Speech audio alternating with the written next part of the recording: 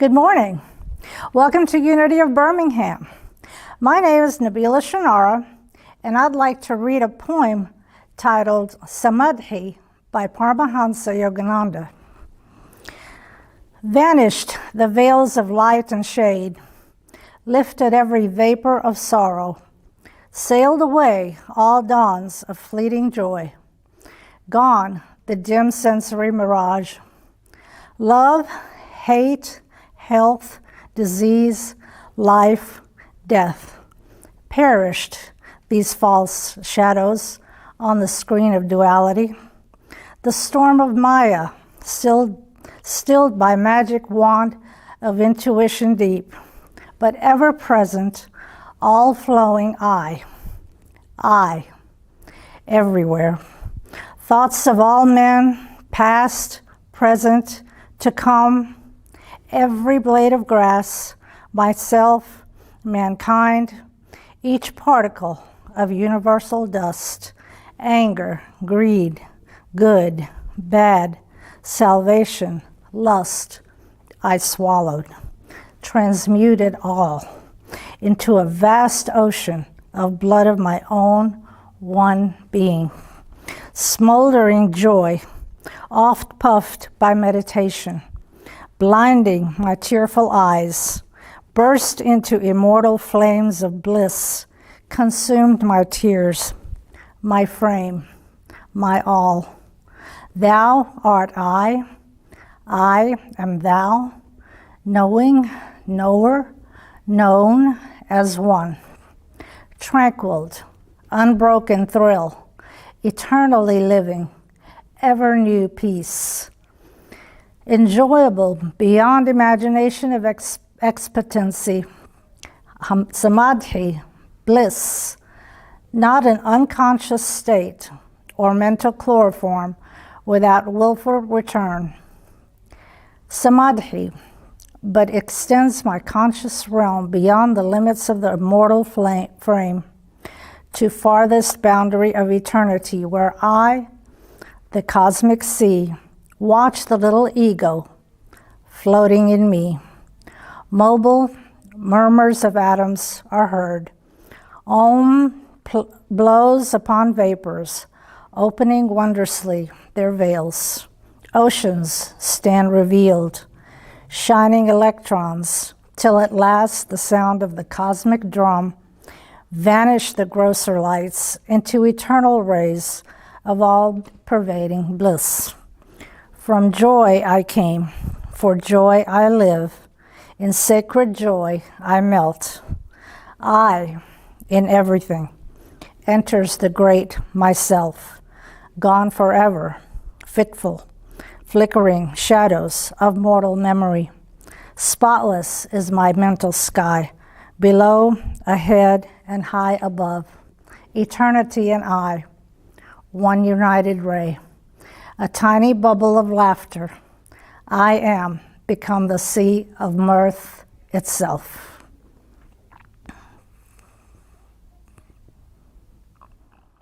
Sit back, feet flat on the floor, relax, and take a deep breath. Right now, in this moment, let us all be present and accounted for.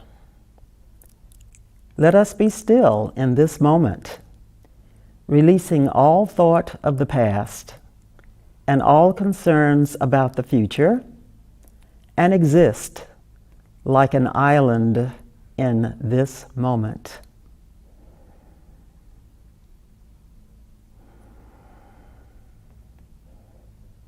We are now in the secret place of the Most High, the place where all is perfect, whole, and complete, the place where we consciously realize our oneness with the Father within.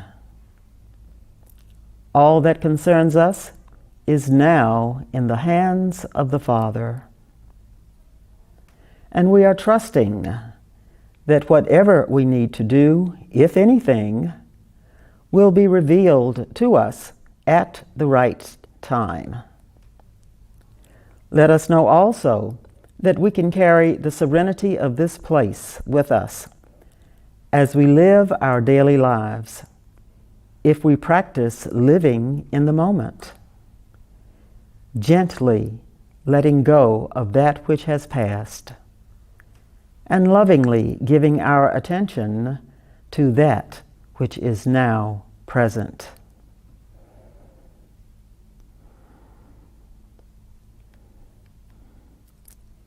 In this present moment, we now have a greater understanding and appreciation of who and what we are. We no longer create God in our image, a limited perception of ourselves that we now let go of. We now know who we are. We are wonderful beings created in the image and likeness of God. A poet once said, "Do you know how wonderful you are? The power that is in you to do good? The wonderful hidden rivers of spontaneous joy, the mountains of inspiration, the green valleys that are peace. Have you glimpsed the delicate soaring architecture of your thoughts, or understood the wise industry of your cells, or heard the glorious overtones of prayer? You are a whole country, a world, a cosmos still unexplored. Great things are in you, because God is in you. Wonderful you."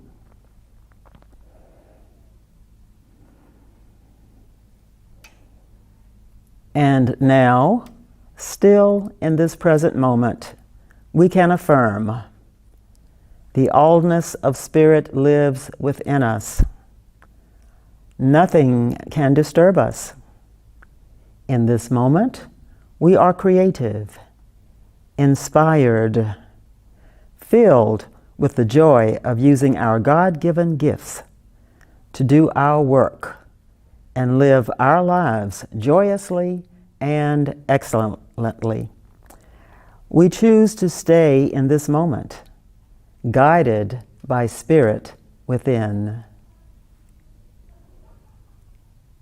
And now let us gently return to this room, knowing that we are filled and renewed and ready to go forth into our daily world, attending fully to each present moment.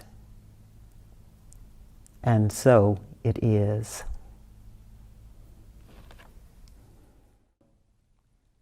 Hi, I'm Emily Herring, along with Amy McClellan, and we'll be singing His Eyes on the Sparrow.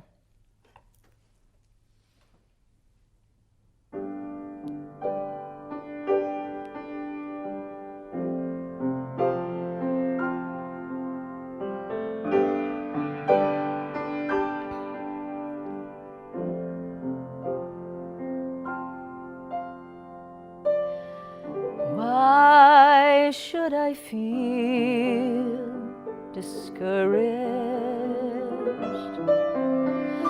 And why should the shadows come? Why should my heart be lonely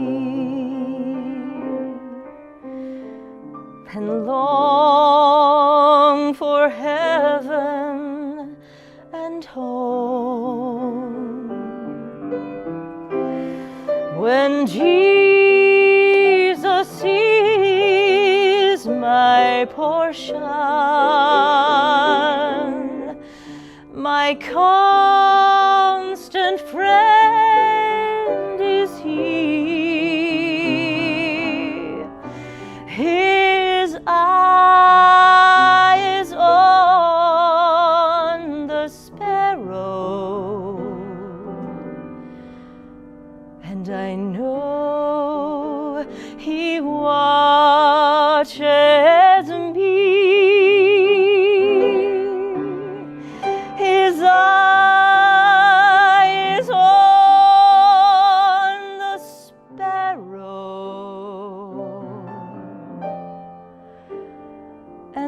I know He watches me. I sing because I'm happy. I sing because I'm free. His eyes on the sparrow, and I know He watches me. His eyes on the sparrow,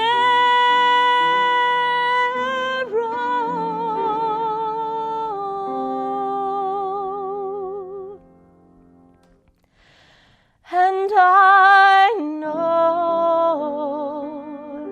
He watches over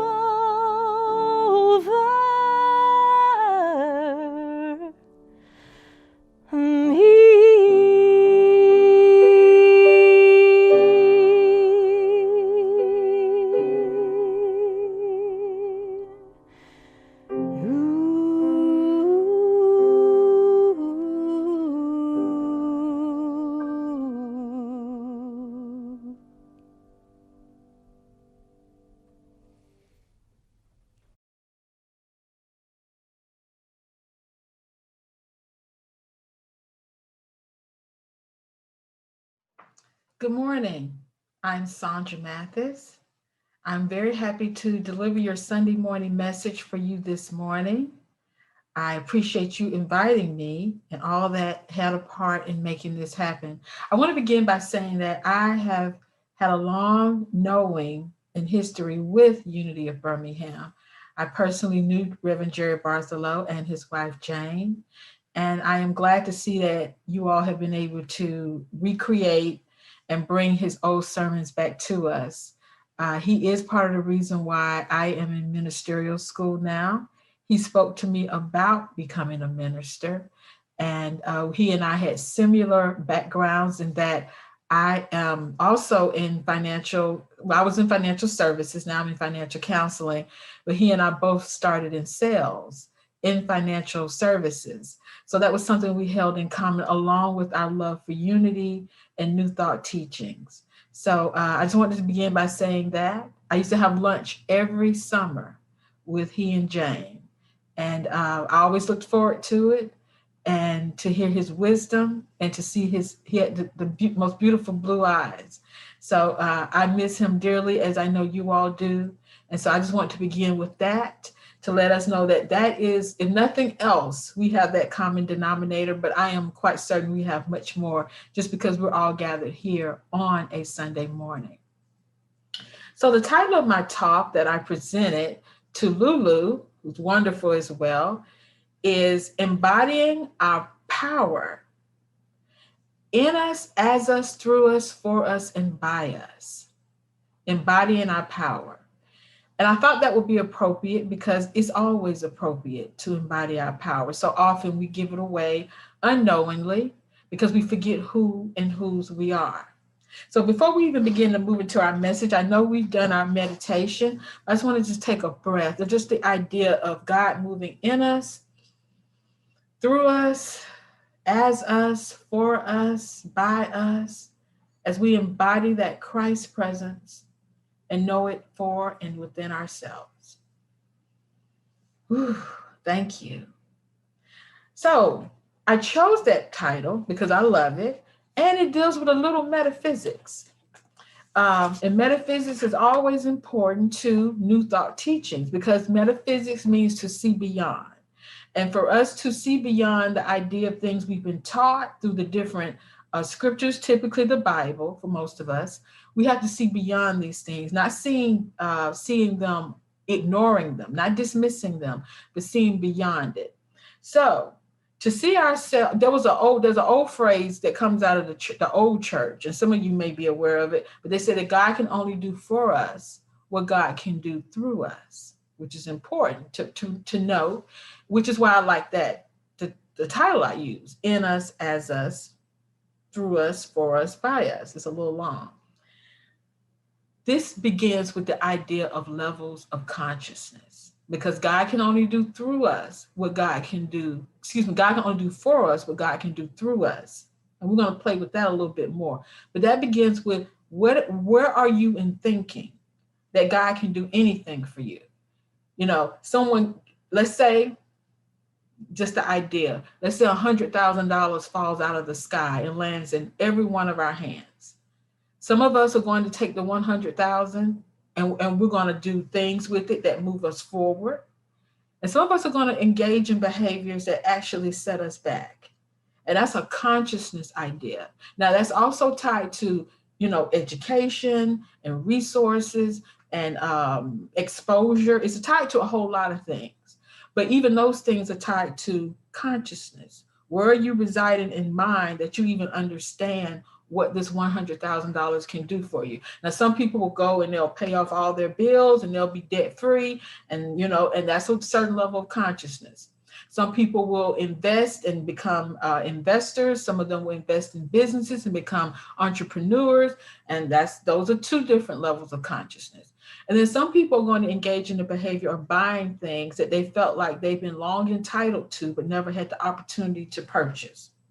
And so then they're going to put themselves in a certain situation. It's going to go backward, even though they've had this prosperous gain of $100,000. Somehow they're going to end up $200,000 in debt. And so that too is a consciousness. So let's talk about first the levels of consciousness that deal with the idea of where we are and what we're able to create.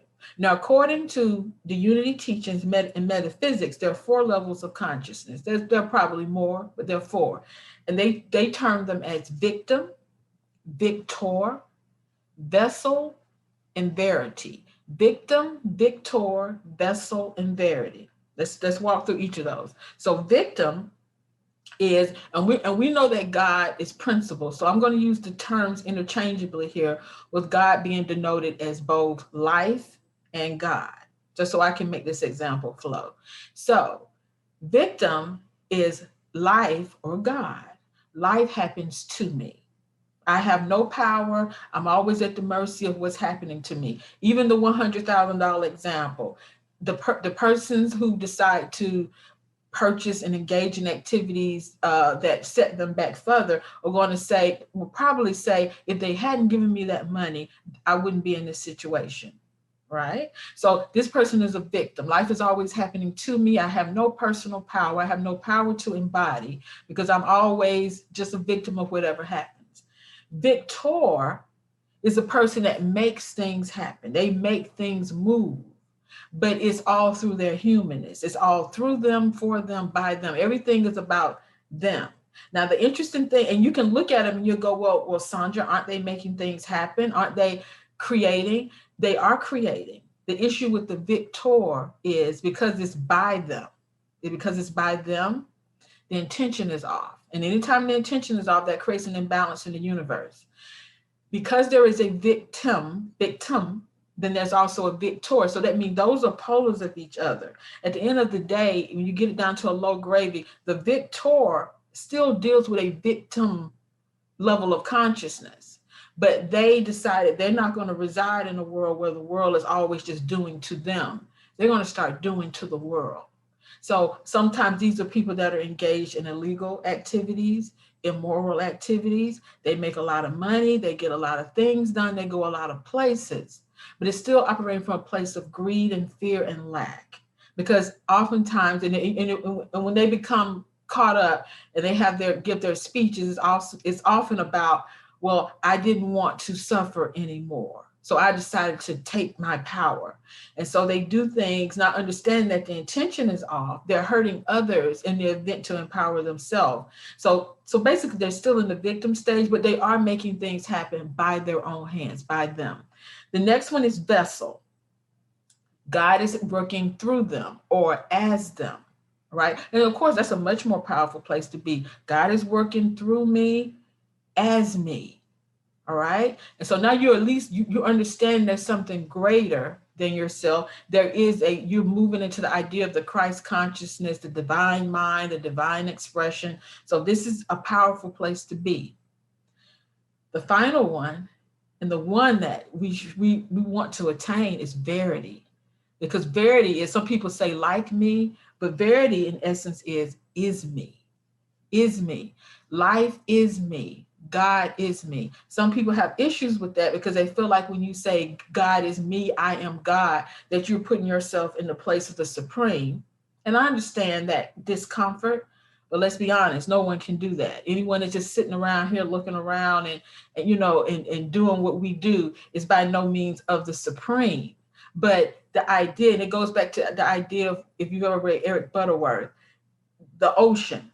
If I remove a drop of the ocean from the ocean, what is it? Is it still the ocean? So we're not from God, we're of God. And the verity means I move as God, God moves as me. That's the oneness. And that is one of the things Unity is really trying to move into, a oneness language, to move away from the idea of separation with God, even moving away from the idea of saying he or even she, because I know some people feel like that's a more progressive way to denote God, and perhaps it is, but it's still limiting in that we're making God like we are in our humanness, as opposed to resonating with God from the spiritual part of us, because we're made in the spiritual image and likeness of God. These vessels that we walk through aren't real, so anything that's not real isn't eternal. So that shouldn't be the idea of what we stay fixed or attached to. But we're humans. That's a part of the experience. We have to learn to balance that. But verity is God is me. Life is me. We're moving as one. So then that's when you move into the idea of really being a creator. Not even a co-creator, because once again, think about it. Co-creating is two, because co is two. Co-pilot, co-host, that's two. And so that's still speaking to a separation from God. And don't get me wrong, I'm daily working on myself not to use he and she and co and that sort of thing, because it does create a separation in my mind from myself with the divine that I do not want to exist. So yes. So those are our levels of consciousness and how we move with those levels of consciousness. So now, where do these levels of consciousness come from? Of course, they come from who we are, the byproducts of who we are and how we move throughout the world. So our upbringing, what we've been exposed to. But it also comes from the idea, and this is also a little metaphysics, that individuality and personality. We are taught early on to identify and attach ourselves to a personality. Most of the times is, to be robust and loquacious and outgoing and that sort of thing. And that's what we become attached to. We're the prettiest one, the tallest one, the smartest one, the funniest one, the wittiest one. And these are all things attached to our personality, which are not bad. The challenge becomes when we literally become attached to them. We cannot see ourselves beyond the idea of that personality. That's the human part of ourselves. The individuality comes from denoting the real man, the Christ self. The individuality is when we're moving into the Christ being of who we are. If any of you familiar or, dabble in scripture, John 3:30 is when John the Baptist says that he must decrease so that, well, he's saying he to himself, and then he says he to refer to the Christ, so that he can increase, meaning that he understood he had to decrease in his personality. However he knew himself to be and had expressed himself in the world, that had to decrease so that the individuality, the Christ self in him, could increase. And from that increase is where he becomes his unlimited self. That's where he moves from possible victim or victor and move into verity. God doesn't happen to me or life. God doesn't happen by me, or life doesn't happen by me. Now I am one with life. And so that personality part, that part that can consume so much of our time, because it takes time to construct these ideas of who we are. And then after we construct them, then we have to keep them, we have to sustain them. We have to, if you're the prettiest one, you got to keep being the prettiest one, and depending on where you live and how you live, that may require surgeries and monies and waxes and peels and that sort of thing, or whatever you have to do. Or like I said, if you're the smartest one and you're not comfortable just expressing yourself, being as the smartest, then that may require you to have to go get degrees and read books you don't want to read and that sort of thing. And so all of this takes away from our ability to spend time and go within and focus on that Christ self and be that Christ self and live that Christ self. But that individuality, we can detach from those things, not give them the importance that we've given them through the world. Some of these things have been assigned, and then just step away and move through the life we want to create, the way we want to create it from the Christ self, the absolute. So the next thing I want to share with you, I always want to share so much, and I realize I see my clock ticking. My latest love is an author by the name of Adashante. This book is called Emptiness Dancing. And I'm just going to share a part with you from the chapter on enlightenment. And he breaks down the difference between enlightenment and spirituality. He says enlightenment is a very abused term. He says it's perhaps the most abused word in the spiritual dictionary. But he said seeking it is about what is the truth? What am I looking for? How can I get this experience? What is the truth is a question that's entirely different from what can I get from this experience? What is the truth? So spirituality, he says, is a construction project. So that means you're building. We're ascending and ascending. He says ideas are ascending. Kundalini is ascending. Consciousness is ascending. It just keeps building and building, and we say we're getting better and better. But that's spirituality. But he says enlightenment is a demolition project. It simply shows you that everything you ever believed wasn't true. What you thought you knew about others isn't true. What you thought you knew about yourself isn't true. What you thought you knew about God isn't true. And so to rebuild all that, and the reason why I'm going into this, when I first read this, and I've shared it with a few others, says it's a removal project. What does it remove? Everything. And unless it's a removal of everything, it's not liberating. Because the Christ energy, the Christ self is about being free. It's about being freedom. Being in freedom. It's about being in the state of freedom. We have to demolish things. So we go back to the scripture, and it's actually in two places, Mark 9 Mark 9. It's in Mark and Matthew, and I don't want to get my scriptures wrong, and I should have checked it right before. But it talks about pouring new wine into old wineskins. When we've been building ideas all of our life, and we decide that we want to build more ideas, we have to demolish so much of what we've been standing on. And that's a scary, scary place, because demolish means to completely remove. Like you said, it's a removal project. And although this sounds good to read in this book and on paper, but when you remove, go back to your level of consciousness, then who am I now? Who am I now? Even to be the victim, which is I'm not want to say an awful place, but it is awful, but it doesn't feel good. Spiritually, it does not feel balanced or in tuned or in harmony in any way. But even to take that away from someone, there's going to be a period of, well, who am I? I've been the victim so long. Who am I? I've been the victor for so long. Now, the vessel in the verity wouldn't go through that, because now you moved into a place of understanding truth and principle and law. So they know you can't remove them from who they are, because they are one with that. It definitely the verity, of course, because that's oneness. But we go through this process of removing everything. So many of us, we come to Unity from different faiths that didn't serve our spiritual needs. And some of us come to Unity and we have not deconstructed some of the things that we were brought into, some of the ideas we were brought into. So we're never really able to embrace all these teachings and principles as we would like and we should, because we haven't done the demolition project. We haven't released the past. We haven't let go of things we were taught and told. If you were a city planner and someone came to you and just told you they wanted to create a new block and they wanted to put these buildings up on the block, and they told you the addresses, and you go look at it and you say, well, they can't put anything here. There's already something here.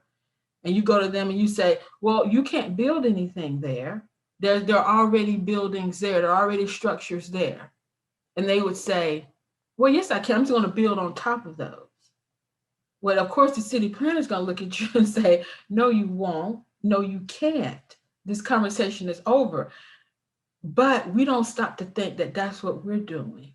We'll take the old new wine in the old wineskins. I believe that's Mark 9. We will take out all our new ideas and teachings and laws and principles, but we haven't demolished all those old structures. We haven't taken them down. And so what happens in the universe when you send forth a vibration, it can't be received as you would like. Your intention within your heart is there. But because you haven't done your full alignment, because you haven't made everything clean and new and fresh, you keep getting counseling signals. You send forth and it comes back because you can't pour new wine in the old wineskins. Even in the scripture, it says all the wine spills onto the floor because it can't be held. And so until we've done the demolition project, the enlightenment part that Adashante talks about, and it is uncomfortable, and it's not easy, and it's unsettling, because we're taught in our culture from early, it starts as early as 6, 7, 8, 9 years old. Who are you? Figure out who you are in the world, and some of us attach ourselves to ideas that aren't even ours. Not even that they're not even ours. We didn't even want them. We never wanted them. I meet adults every day who are trying to reconcile the idea of someone they've become that they never accepted the invitation to be, and many of us have occupations we don't like and never liked. We spend days counting numbers and when we don't like numbers, or we spend days, just doing whatever, dealing with people when we don't really care for the idea of dealing with people in that regard. And I don't want to say that anyone does not like dealing with people, because I think we as a collective, we are social beings. But some people definitely have a gift for a little bit more of human interaction than others. But until we've done the demolition project, not the spirituality of building, because building is good. Building is good. We have to build. But enlightenment means coming into a new idea of who and whose you are, where you can actually take all these different ideas and start integrating them. Because that's another thing we tend to do in New Thought. We tend to, some of us have studied so many things, and we understand the Buddhist principles and the principles from the Kabbalah, and we understand what Confucius was saying, and we understand what the Islam. We understand, and some of us can even break it down and tell you the difference between Baptist and Methodist and Presbyterian. We have studied and Seventh Day Adventist. We've studied Zoroastrianism, and we got all kinds of religions. The beauty of all that is being able to integrate them, being able to take them and make them into something that can be interdisciplinary, right? Not just different multi-ideas, but an integrated idea that can serve yourself, because there's beauty and truth and honor in all of them. But as long as you're just stacking things on top of each other, because that's what we do. We stack awards, we stack degrees. Some of us stack husbands, we stack wives. Some of us stack children, houses, cars, money, portfolio. Some of us are stacking and we never integrate. We never come into an enlightenment about how these things can express and come through us. How can we use these to serve ourselves in the world? And so we'll have all these things and we're still miserable. We worked so hard to create so many things, and still we can't understand Why am I unhappy? Why does, when people say simple things to me, ask me simple questions, it sends me off on a tangent where it appears I want to fight them. And of course, the person sitting over there trying to figure out, well, what did they do? They didn't do anything. They didn't do anything. They didn't do anything to you, but this gets complicated. And when you're sitting in a space with someone and to come to the realization, oh, they're having a fight with themselves, I'll go get me a cup of coffee. But that is what you really should do, because that's really what's happening. You really should send them a prayer, send them, a wish for a high vibration, and move on your way. And if and when they do come to you with an apology, accept it. Accept it. Remove yourself from the equation of, did you hear what she said to me? Did you hear what he said to me? They were talking to themselves. You were merely a reflection, a convenient place for them for that comment to land. They didn't see you any more than they did not see that they were referring to themselves. Okay. So, and that's a whole nother tangent I just went off on. But the idea of allowing the enlightenment to come forth and do the demolition, remove all the error thinkings we were given. I was brought up as a Baptist, so I'm well versed in the Bible. I'm very comfortable with the Bible, but I had to demolish the idea of what I had been told about the Bible. I had to remove the weeds and the sticks and the whatever else that no longer served. But I didn't need to throw the Bible away. I didn't need to throw away because I always loved the beauty and the poetry of it, even if I didn't like the way it was being taught to me. So to demolish the idea of the things that did not serve me, and then reconstructing around the things that gave me the importance, that gave me the grounding that I need. And now I can build. Now my spirituality has somewhere to build and build and build and build, because I've done the demolition for the enlightenment.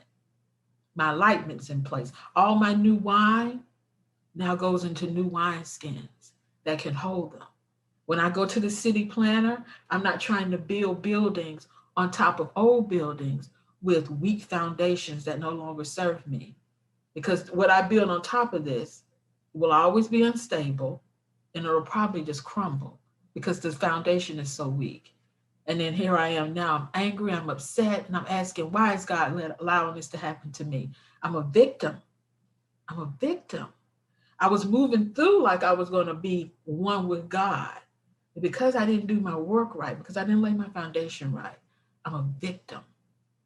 And like I said, I may move into, I'm going to take matters into my own hands. I'm going to be a victor. I'm going to make this happen. I'm going to do this. I'm going to, I might not build the building, the code, but, I'm making it happen because I'm a victor. Well, that's, karma, law, law of, with all kind of law of mind, action, whatever we're thinking, we keep creating more of. And even though you're thinking something good, you always got to stop and consider, how does this serve me? Or is it serving my ego? How does it serve everyone around me? And then the law of mind action does take an effect. You're going to keep creating situations that appear to only serve you. And they're not serving you or anyone else. You'll just keep doing that, though. You'll keep buying houses that you can't keep. You'll keep buying cars that don't run. You'll keep attracting people in your life, spouses or tended spouses that, can't stay, either because you won't let them stay or they don't wish to stay. You'll keep creating that. And we don't have to. We want to be in a level of conscious, of verity, where life works. And to say that life works doesn't mean that it always goes the way as intended. What life works means that we are open and receptive to how life chooses to present itself to us. And then, and we can set a plan. There's nothing wrong with plans. Are good. I'm good for setting plans. I keep a pen and a piece of paper somewhere plotting things, but I'm always ready to scratch out something and detour, go in a different direction. You know what I'm saying? I don't need to go on a donut binge or whatever if things don't go my way, because I'm open, because the journey is the donut binge. Is the going out, spending $200 on shoes. The journey itself is the rush. It is the feeling of exhilaration. not that limited thing itself that has no power. It does not embody our power. It is simply a symbol and a symptom of whether or not we're moving in the right direction. But it is not the thing itself. So I hope I've made my point today of how we start with our level of consciousness. We move out of our personality and move into that individuality. And moving into the individuality does not limit us. It makes us more and greater. It makes us, it takes us from limited to limitless. And then moving from the place of demolishing, demolishing all the things from the past and moving truly into the idea of embodying these principles that we're taking in right now so we can embody our power, our personal, beautiful, glorious power, and understand that what we can do with that. So that is what I'll leave you with today. I am so glad I got to spend this time with you today. I'm looking forward to you all opening up and visiting with you personally. And I know you are as well. And so let's send a blessing for all the Unity churches, all the churches in Alabama, all the churches in the Southeast, all the churches in the U.S., spiritual centers, spiritual gatherings, people at home, ACIM groups. As we continue to move through this COVID experience, let us see it something that's greater than just vaccines and masks. Let us see it as a thing that is helping us embody our power as we demolish things we no longer need and build an understanding and construction for all those things that serve us all. I want to thank you for joining me today. Namaste. Have a blessed Sunday.